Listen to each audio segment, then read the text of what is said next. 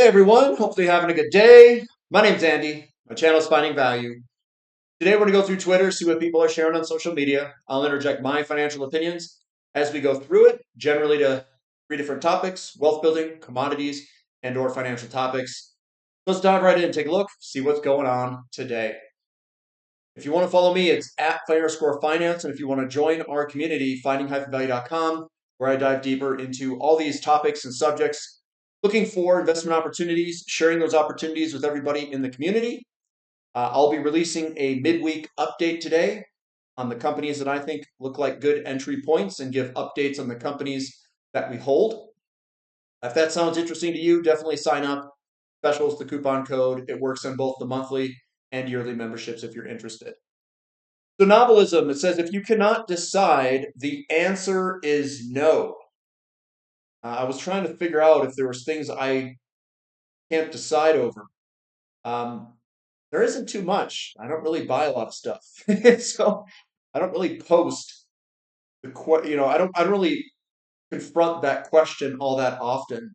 I mainly just think about stuff where I want to invest my money, not really how I want to spend my money for materialistic stuff. But yeah, I think this is pretty true. If you can't decide, the answer is no. But there are times where I'm trying to decide between purchasing a couple of different companies that are down, and I'm trying to figure out, well, maybe I should do this, maybe I should do that. And I think I spend the most amount of time over not if a company's good or bad, but more over how much allocation should I put to each company. I think that's where I spend the majority of my time trying to decide stuff. Warren Buffett says in the end, what counts is buying a good business at a decent price and then forgetting about it for a long, long, long time. Some people can do it and some people can't. And really, what he's essentially saying is buy good businesses, buy them when they're cheap, and then just let them sit and hold. And those are for companies that can go across many, many cycles. But that also can be applied to the cycle.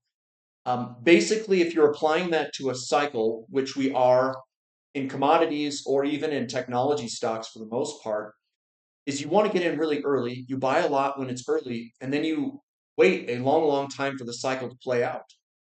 That's exactly what I'm doing. That's to the T the strategy that I'm deploying. So in the front of it, you want to spend all your time figuring out what a good business is. Is this a good business and why is it a good business? What are they doing with the cash? Are they growing the business? Are they going to reinvest it back into the business or acquire other businesses? Are they going to do share buybacks or return money back as dividends? I mean, that's what you have to figure out and what you want and how you want to allocate the portfolio into whatever these good businesses are and what you're looking for. Is it cash flow or is it share buybacks where you are buying a stock where you might not necessarily want a dividend in a, say, a taxable account? And you know what? I find a lot of people, in my opinion here, a lot of people struggle just to do nothing.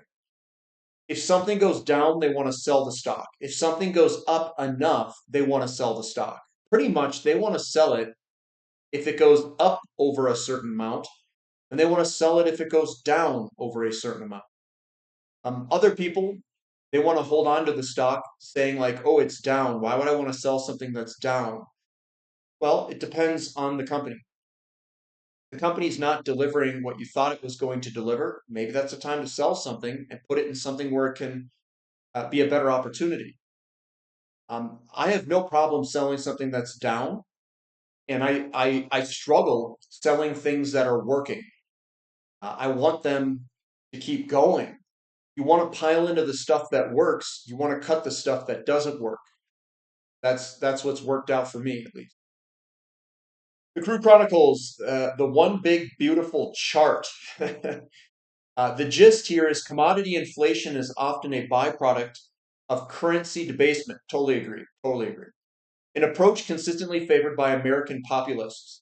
To make it work, they've always ended up pressuring or subjugating the central bank of the era.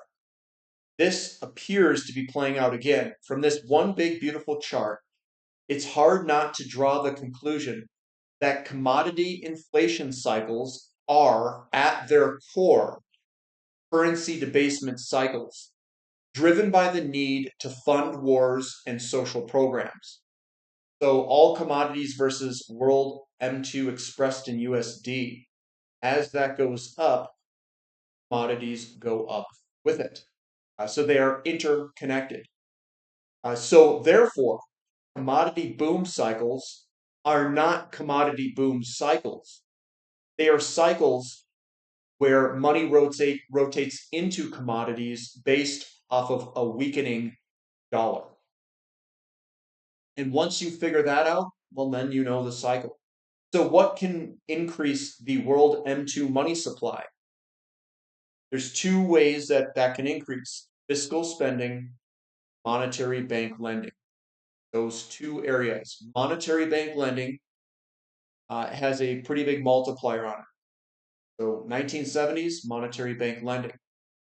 2000s, monetary bank lending, and they got loose with where they were lending that money. Right now, all commodities index is going up, M2 money supply is turning to go higher.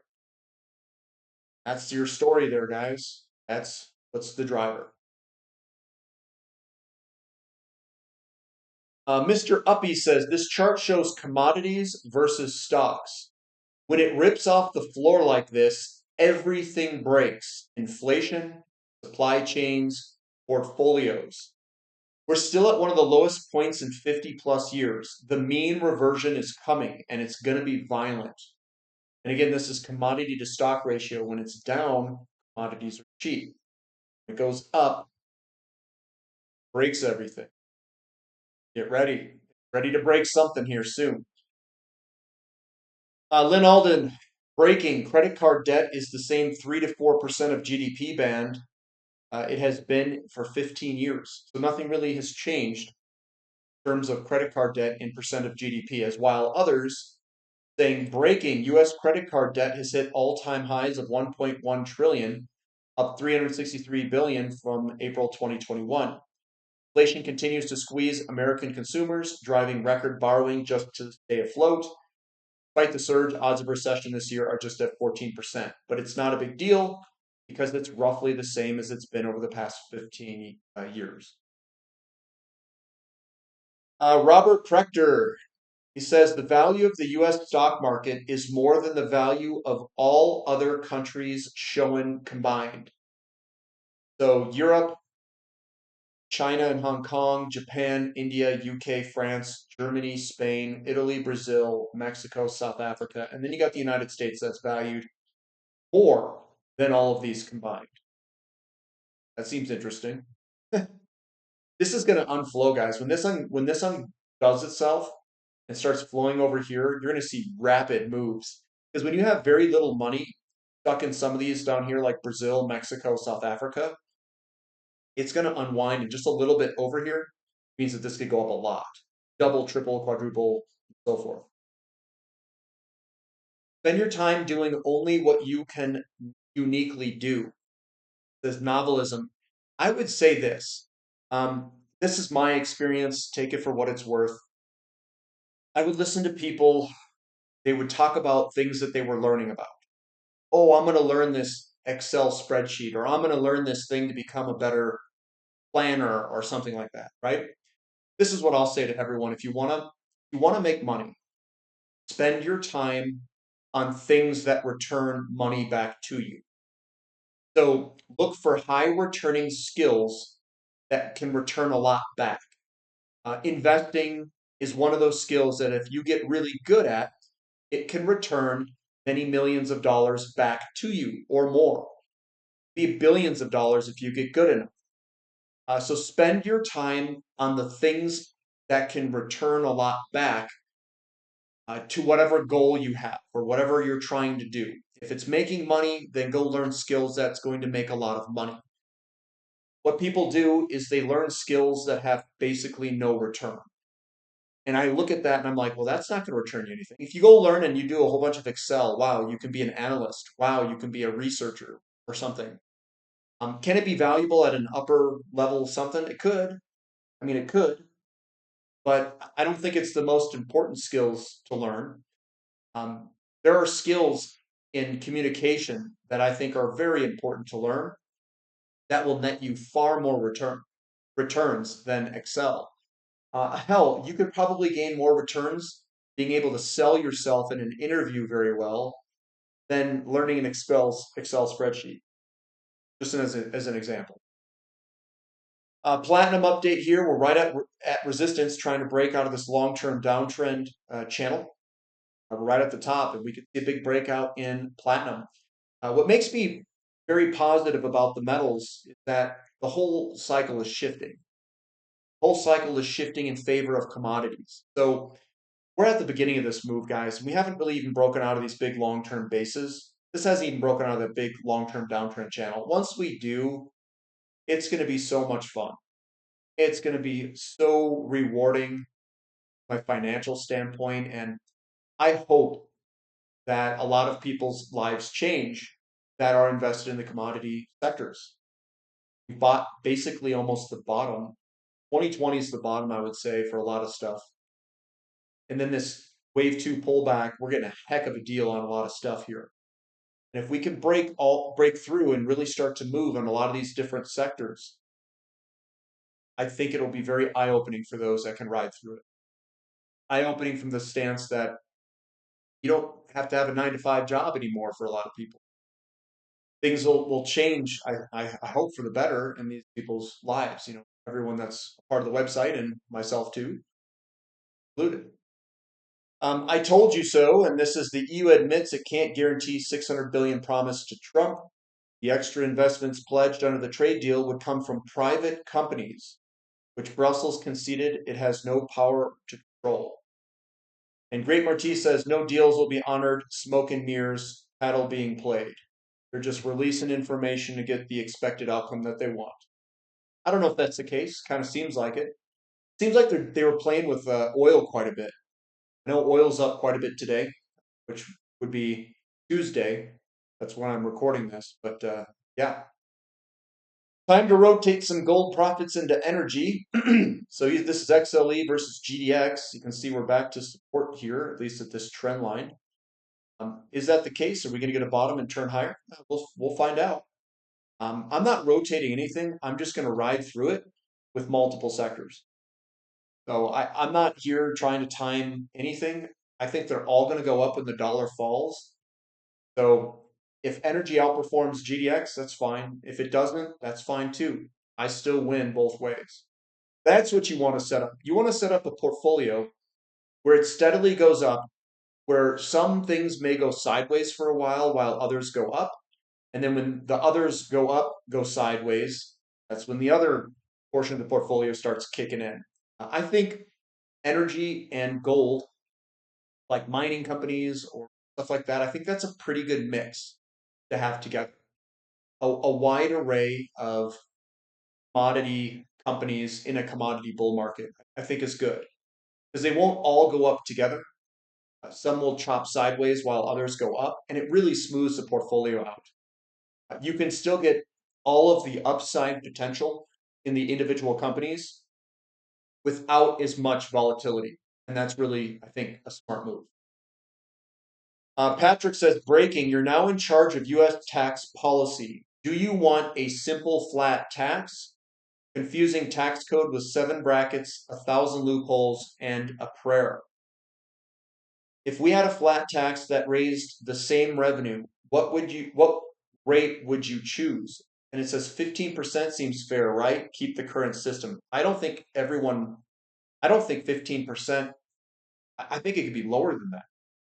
I think it could be like 5%, and we need to just choke out government. But remember, a lot of people don't pay taxes. I would say, I don't know the exact percentage. It's probably over 50% don't even pay federal income tax. So how is that fair? How is that 50% plus pay zero federal income tax? That doesn't make any sense to me. So the lower end would get absolutely, hit with taxes, which I think they should. You know why? Because then they would vote differently. They wouldn't try to vote crap away from other people. Like, no, you're going to pay tax and you're not going to get a bunch of free crap. That's what I think we should do. We should eliminate a lot of these safety nets, get rid of them. Prices would drop dramatically, and then get rid of government, and then put like a 5% flat tax or something like that. That's what I would do. My definition of wisdom is knowing the long-term consequences of your actions. Yeah, that sounds pretty good. I would say I'd agree with that. Everything I do, well, not everything, but the majority of stuff that I do, is, especially if it's long-term, like an expensive project or something that I'm doing with the home or whatever, I always look long-term. What's the long-term consequences of my decision? So where I purchased my house, what are the long-term consequences? Where am I located? Is it easy to move around? Is it in a good school district? Are the property taxes low? Like I looked at all of that stuff and then I made a decision because I knew it was going to impact me for the next 5, 10, 15. And I could move, but every time you move, there's large frictional costs. And the largest frictional cost of moving is if you choose to sell real estate through a realtor, they're going to take money. It's going to be a big chunk. And if I were to sell, I'm not sure if I don't know, I'm not sure if I'd ever sell this house that I'm currently in. I'd rather just keep it than take those frictional costs. I'd rather just keep it. But I mean, that's me. That's me, and that's kind of my view. But yeah, wisdom is knowing the long-term consequences of your actions. Keep things simple and don't swing for the fences. When promised quick profits, respond with a quick no.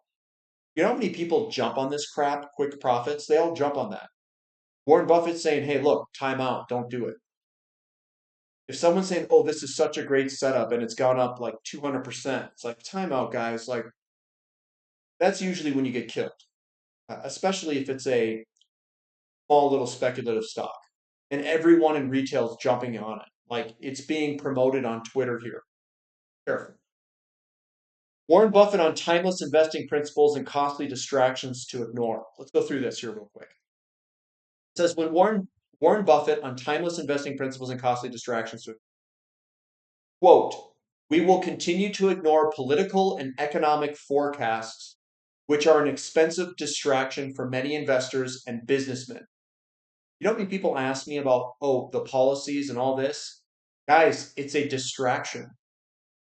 30 years ago, no one could have foreseen the huge expansion of the Vietnam War, wage and price controls, two oil shocks, the resignation of a president, the dissolution of the Soviet Union, a one-day drop in the Dow of 508 points, Treasury bill yields fluctuating between 2.8% and 17.4%. But surprise, none of these blockbuster events made the slightest dent in Ben Graham's investment principles, nor did they render unsound the negotiated purchases of fine businesses at sensible prices. Imagine the cost to us then if we had let a fear of unknowns cause us to defer or alter the deployment of capital. Indeed, we have usually made our best purchases when apprehensions about some macro event were at a peak. Fear is the foe of the fattest, but the friend of the fundamentalist. Here we go from Warren Buffett. This is CEF, gold and silver bull market breaking out of its resistance area, starting to trend higher. Looks pretty solid to me. Looks pretty solid as we break the horizontal resistance. This is Mike Simonson. He says, this week in the housing market data from Compass Intelligence, inventory is plenty high, but sales are a little ahead of last year, and new listings volume is decelerating. 860,000 single-family homes in unsold inventory is up 27% over last year, only 40 bips for the week. This is the years here. So you can see that we've come up. Here's 21 at the bottom there. That's where it was at its lowest, 20 and 21. We've come on up 22, 23, 24, now 25, that 860. So we do have increasing inventory, but it's entering a more sustainable level towards 2018 and 19, which was still low inventory levels, but it's heading towards the right direction of a more sustainable inventory level where buyers and sellers are equaling more so out. This is Kevin Bambro. He says, they all love to tell you how hard it is. It's a lie. Let's go down here. So, this is the mindset shift that made Tom Brady a legend. And he talks about getting up early, going to work out while other people enjoy pancakes or something on the lines of that, waffles and pancakes. So he says, they all love to tell you how hard it is. It's a lie. The real mindset shift comes when you get dopamine from relentless pursuit of your goals, fueled with the belief you will achieve them. You become highly addicted to doing things that make you smarter, faster, and stronger. Don't be a spectator in life, be a performer. Don't be a consumer, be a producer. Fire your dopamine circuits with an addictive drive for success. Follow your curiosity to ramp up neuroepinephrine.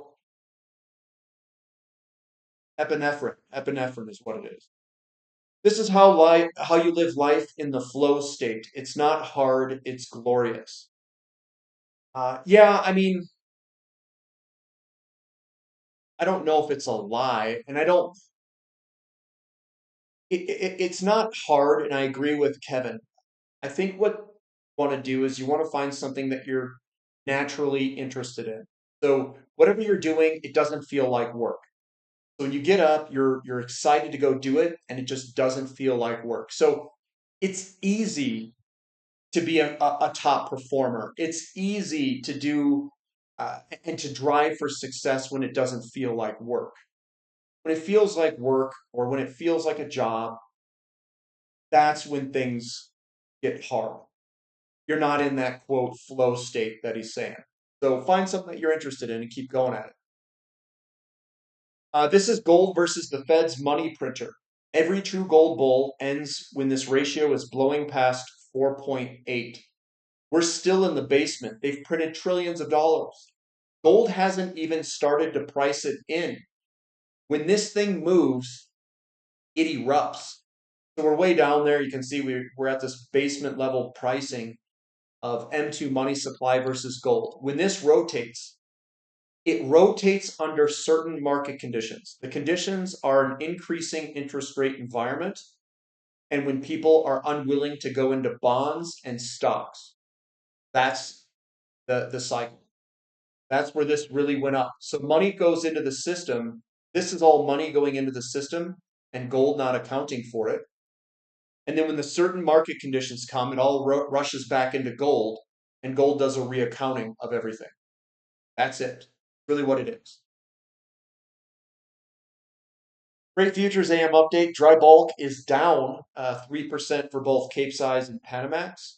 Tankers are up 1% in 2MX and 2% for VLCC and Suezmax. Nick says oil is ridiculously cheap given its importance in the global economy. Trump wants the price even lower, while economics say the price needs to be higher. Presidential tweets versus economics. I know which side I'm backing in this contest. Backing the economics. Coming down, Joseph Brown says value has nothing to do with how hard the work is or how long the work takes. It says it would take a regular person 237,000 lifetimes to make this much. Elon is not working 237 times harder than you. Oh my goodness. People just don't get it. Yeah, value has nothing to do. Really, what you want to look for, if you can, is to deliver value that's scalable without doing more work. That's really the trick to everything. How to deliver value without scaling your work up. And that means that you're maximizing your dollars per hour. That's really what it is. So how do you take other people's time to scale value to the most amount of people in the shortest period of time? It's clear that silver is about to break out of the yearly chart, the cup and handle pattern. Silver's at least a 10 bagger from 25 to 2032. Imagine what the miners will do. Lots of detail on the chart showing that this is just the beginning. Of course it is. We're just breaking out here of this chart. And Guys, it's all about just buying crap and sitting. That's all it is. Remember the Warren Buffett quotes up above? Find great businesses and then hold for a really long time. That's what this is. The setup is there. That's all you got to do. Buy great companies, sit on them for a long time. And that's all I've got for today. So we're gonna end it there. Give me a thumb up for the content. Subscribe to the channel if you'd like, especially as the coupon code. And that's all I've got for today. So we'll catch you next time. This is Finding Value.